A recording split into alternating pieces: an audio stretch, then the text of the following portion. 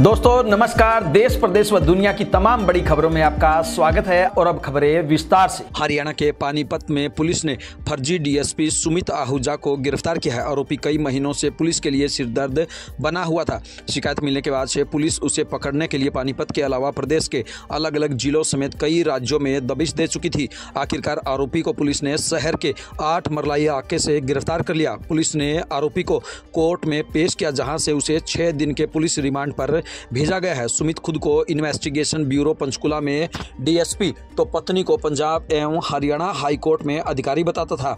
12वीं पास सुमित हूटर लगी गाड़ी, अफसरों जैसा रुतबा और झूठे वादों के दम पर न सिर्फ आम लोगों को बल्कि पुलिस अधिकारियों तक को गुमराह करता रहा। सुमित इंस्पेक्टरों की पूरी कुंडली रखता था, होटलों में वीआईपी ट्रीटमेंट लेता था, वह महंगी शराब का शौकीन था। उसने एक व्यक्ति से 1,80,000 रुपए कीमत की 2 बोतल भी ली थी।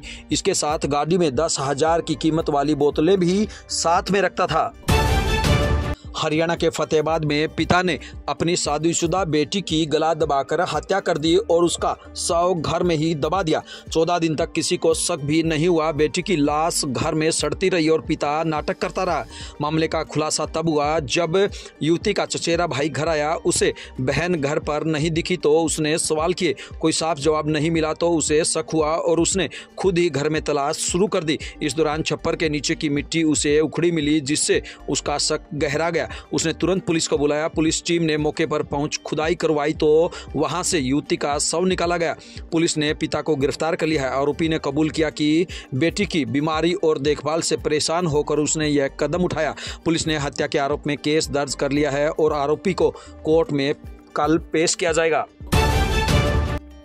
हरियाणा के फरीदाबाद में पुलिस लाइन क्वार्टर में 10वीं कक्षा की छात्रा सुरुचि चौधरी ने फंदा लगाकर आत्महत्या कर ली। मृतका हरियाणा पुलिस की एएसआई की बेटी थी। परिजनों के मुताबिक सुरुचि यूनिट टेस्ट में फेल हो गई थी, जिसके बाद से स्कूल प्रिंसिपल और गणित के एक टीचर ने उसे दोबारा 9वीं में भेजने की बात कही। दोनों ही बार बार सुरुचि को वापस 9वीं में भेजने की धमकियां देते थे, जिससे वह मानसिक रूप से काफी परेशान हो चुकी थी। मां ने उसे कई बार समझाया भी, लेकिन 26 जून को स्कूल से लौटने के बाद सुरुचि ने अपने कमरे में फांसी लगाकर अपनी जीवन लीला समाप्त कर ली। पुलिस ने पोस्टमार्टम के बाद शव को परिजनों के हवाले कर दिया है। परिजनों के आरोपों के बाद अब पुलिस भी हर एंगल से जांच में जुट गई है। आइए बात करते हैं हरियाणा के गैंगस्टर की, जिसने भगवानपुरिया की मां का मर्डर करवाया। जी हां, पंजाब में गैंगस्टर जग्गू भगवानपुरिया की मां और बॉडीगार्ड की हत्या के बाद हरियाणा का गैंगस्टर कौशल चौधरी सुर्खियों में है। हत्या की जिम्मेदारी लेने की जो पोस्ट सोशल मीडिया में डाली गई है, उसमें कौशल चौधरी का नाम भी शामिल है। कौशल गुरुग्राम के नाहरपुर रूपा गाँव का रहने वाला है। जमीन विवाद और भाई की हत्या का बदला लेने के लिए उसने अपराध की दुनिया में कदम रखा। अब वह बम्बिया सिंडिकेट के साथ मिलकर इंटरनेशनल लेवल पर अपना गैंग संचालित कर रहा है। उसकी पत्नी मनीषा चौधरी भी लेडी डॉन के नाम से फेमस है। दोनों गुरुग्राम की भोंसी जेल में बंद है और वहीं से अपना सिंडिकेट चला रहे हैं। उसके खिलाफ हत्या, फिरौती और अन्य संगीन अपराधों के 30 से ज्यादा मामले दर्ज किए जा चुके हैं।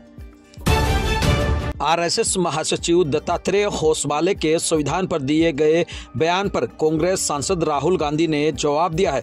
राहुल ने कहा कि आरएसएस और बीजेपी को संविधान नहीं मनुस्मृति चाहिए। संविधान इन्हें चुभता है क्योंकि वो समानता, धर्मनिरपेक्षता और न्याय की बात करता है। दरअसल होसबाले दिल्ली में हुए आपातकाल के 50 साल कार्यक्रम में बोल रहे थे। उन्होंने कहा था, मूल संविधान में सोशलिस्ट और सेक्युलर शब्द नहीं थे। इमरजेंसी के समय देश में संसद और न्यायपालिका दोनों काम नहीं कर रही थी। इस दौरान इन 2 शब्दों को जोड़ दिया गया। ये शब्द रहे या नहीं, इस पर बहस होनी चाहिए। राहुल गांधी ने होसबाले के इस बयान पर जवाब दिया। उन्होंने एक्स पोस्ट में लिखा, भाजपा आरएसएस बहुजनों और गरीबों से उनके अधिकार छीनकर उन्हें दोबारा गुलाम बनाना चाहते हैं। संविधान जैसा ताकतवर हथियार उनसे छीनना इनका असली एजेंडा है। बड़ी खबरों में आइए सबसे पहले बात करते हैं हरियाणा सरकार द्वारा कर्मचारियों के दिए बड़े तोहफे की। जी हां, हरियाणा के मुख्यमंत्री नायब सैनी ने हरियाणा कौशल रोजगार निगम के कर्मचारियों को बड़ा तोहफा दिया है। HKRN के तहत काम कर रहे कर्मचारियों की सैलरी में 5% की बढ़ोतरी की गई है। इससे कर्मचारियों की सैलरी में 900 रुपये से लेकर करीब 1200 रुपये तक की बढ़ोतरी होगी। मानव संसाधन विभाग ने इसके लिए लेटर जारी कर दिया। ये आदेश 1 जून से लागू होंगे। प्रदेश में HKRN के करीब 1,18,000 कर्मचारी हैं। हिसार की HAU यूनिवर्सिटी में मारपीट करने वाले असिस्टेंट प्रोफेसर को बड़ा झटका लगा है। जी हां, हरियाणा के हिसार में स्थित हरियाणा एग्रीकल्चर यूनिवर्सिटी के स्टूडेंट पर लाठीचार्ज के मामले में गिरफ्तार किए गए असिस्टेंट प्रोफेसर राधेश्याम की अग्रिम जमानत याचिका खारिज कर दी गई है। प्रोफेसर राधेश्याम ने अग्रिम जमानत के लिए कोर्ट में याचिका लगाई थी, जिस पर सुनवाई हुई। असिस्टेंट प्रोफेसर का स्टूडेंट्स पर लाठीचार्ज का एक वीडियो भी सामने आया था। स्टूडेंट्स के वकीलों ने कोर्ट में लाठीचार्ज के वीडियो और उनकी मेडिकल रिपोर्ट दिखाई। 1 घंटे बहस के बाद कोर्ट ने राधेश्याम की याचिका खारिज कर दी। हरियाणा के गुरुग्राम में टीम लीडर पूजा की खुदकुशी के पीछे रिलेशनशिप का तनाव सामने आया है। पूजा की बहन पूनम ने खुलासा किया है कि वह बीते 7-8 साल से रौनक मलिक नाम के युवक के साथ रिलेशनशिप में रह रही थी, लेकिन हाल ही में रौनक का रवैया बदल गया था। पूनम के मुताबिक पूजा को लगने लगा था कि रौनक अब शादी के लिए तैयार नहीं है। इसी बात से वह लगातार परेशान चल रही थी। सुसाइड से पहले उसने मैसेज कर लिखा था कि मुझे नहीं लगता अब वो मुझसे शादी कर लेगा। इतना ही नहीं, सुसाइड से कुछ दिन पहले पूजा ने व्हाट्सएप पर रौनक की फोटो लगाकर स्टेटस भी डाला था। साथ ही लिखा था हैप्पी मैरिड लाइफ।